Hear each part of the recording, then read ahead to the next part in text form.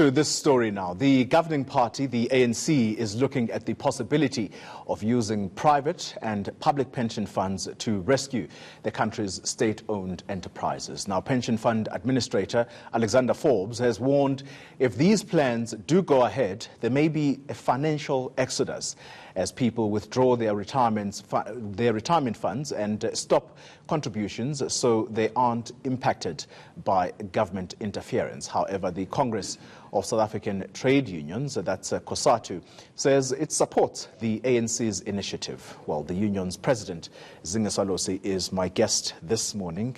Good morning, President. Good morning. And thank you for waking up to talk to us here.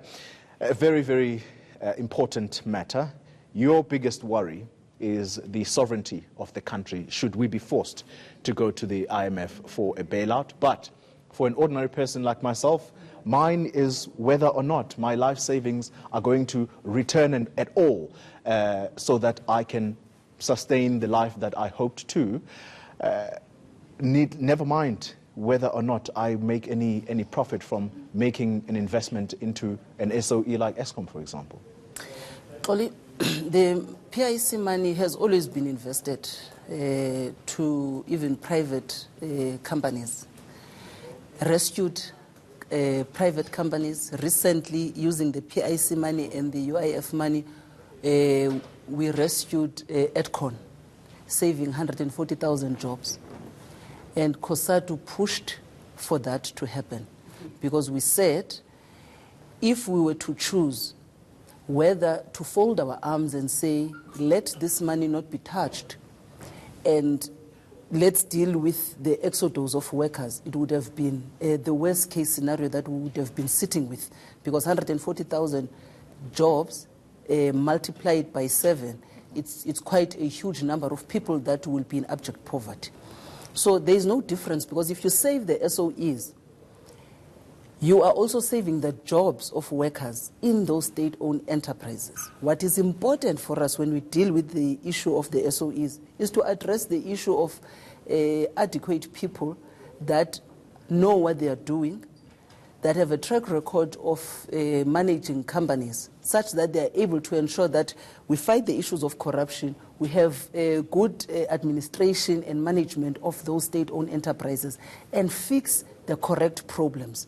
But if we are going to have people that are already now saying, yeah, people will start taking out their money, when the very same PIC, when it invests in private companies, when people do not want to use their own money, go to the bank and put themselves against the bank, they always go to the PIC and get to be funded to fund businesses that do not even provide jobs for most South Africans. So we shouldn't allow a situation where a solution to our problems is going to be with the IMF. And when the sovereignty of the country is at stake, we come back and again and we say, but what are we going to do now? Can South Africans provide solutions to the problems of South Africa?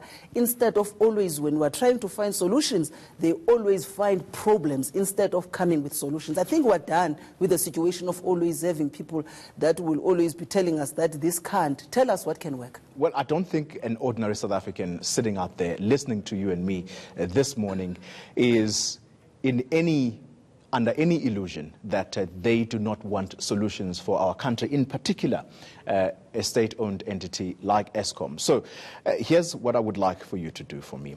Try and sell Eskom and SAA as an attractive investment proposition in their current state to a worker of Cosatu, to a member of Cosatu who works in any of the government departments.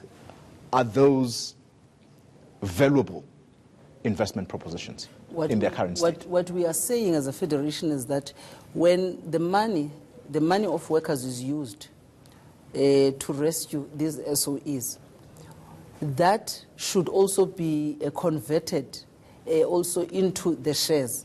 All workers, as soon as workers begin to own stake into these state-owned enterprises, we think that they would have even more power to have a say over them on how they're going to be run.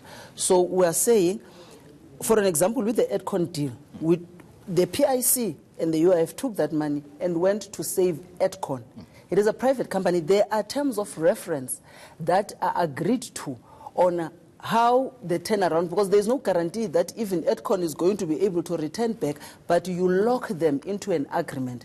Government has always had government bonds where they always have guarantees on investment, on what they are going to use the money for. So can we allow that space unless there is a situation here in this country where we're going to say the money of workers was used by government, but there has not been returns on the investment. That money was lost. If there is such a situation, then people should tell us so that we are able to ensure that we ring-fence. If this situation has to happen, we ring-fence and ensure that no money of workers shall be lost if the ANC government is to go for that option. But what we cannot afford, and I can tell you now, what is the PIC money doing currently? Workers in the public service, others are falling into the brackets, into the cracks.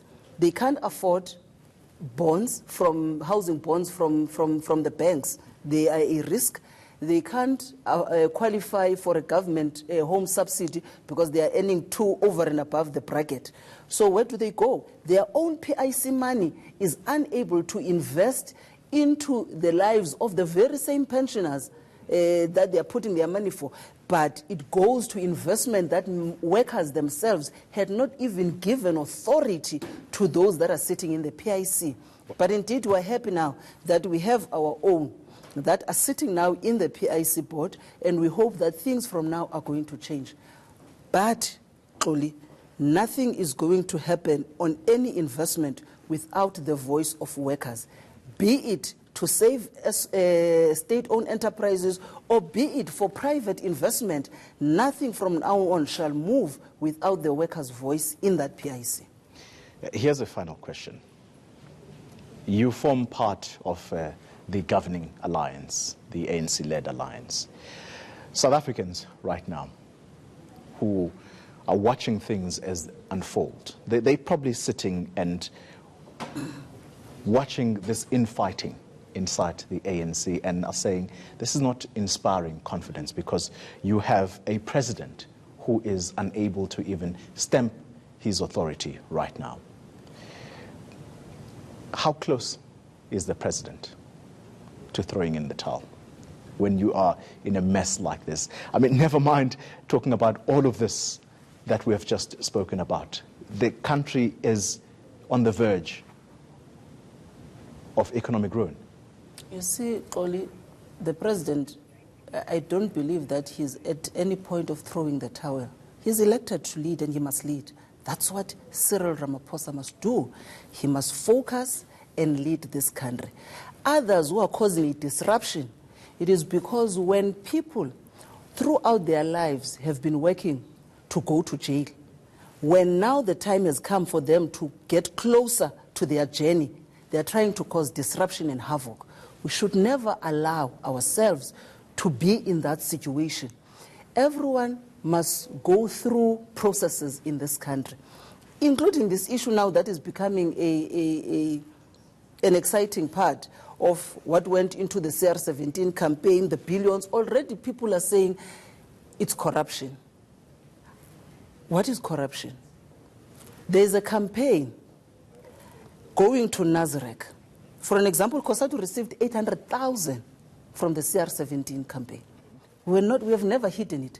The fact that now those bank statements have been released does not suggest that people who are there as recipients have been hiding this thing.